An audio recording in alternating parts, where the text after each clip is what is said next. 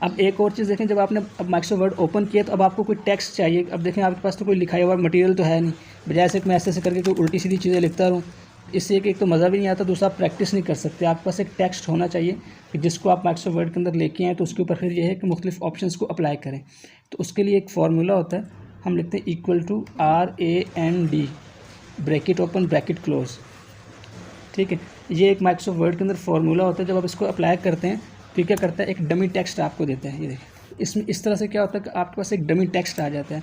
जब dummy text आता है तो इसके ऊपर फिर इन टूल्स को अप्लाई करना आसान होता है। इस फार्मूले को थोड़ा सा और एक्सप्लोर करते हैं। मैं लिखता हूँ 1,1 इंटर करता हूँ, सॉरी ब्रैकेट से बाहर रख के 1,1 और इंटर किया।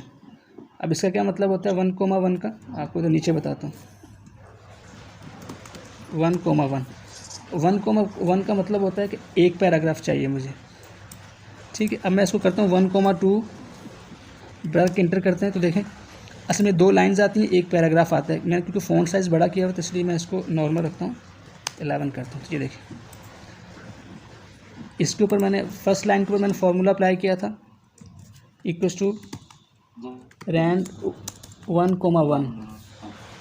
1,1 का मतलब था कि एक पैराग्राफ और एक लाइन।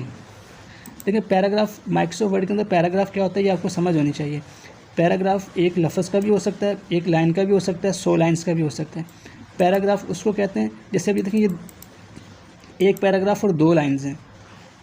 आप एक चीज़ लिख रहे हैं कंटिन्यूसली, जब तक आप इंटर नहीं करते अपने कीबोर्ड से उस वक्त तक ये पैराग्राफ ही कंसीडर होता रहेगा। आप लिखते जाएं लिखते जाएं लिखते जाएं तो ये क्या होगा, पैराग्राफ होगा। जहाँ पे आपने इंटर कर दिया तो एक पैराग्राफ ख़त्म हो गया। अब आपने एक लफ्ज़ लिखा, इंटर किया, तो ये एक लफ्ज़ भी है और एक पैराग्राफ भी है, एक वर्ड भी है और एक पैराग्राफ भी है।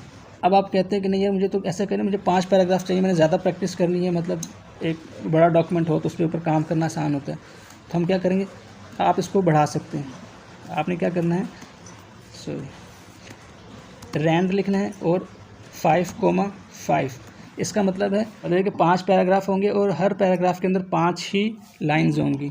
अब मैं इंटर करता हूँ, ये एक पैराग्राफ है, ये एक पूरा पैराग्राफ है क्योंकि इसके बाद इंटर नहीं हुआ। इंटर के बाद दूसरा पैराग्राफ, ये तीसरा पैराग्राफ, ये चौथा और ये 5वां।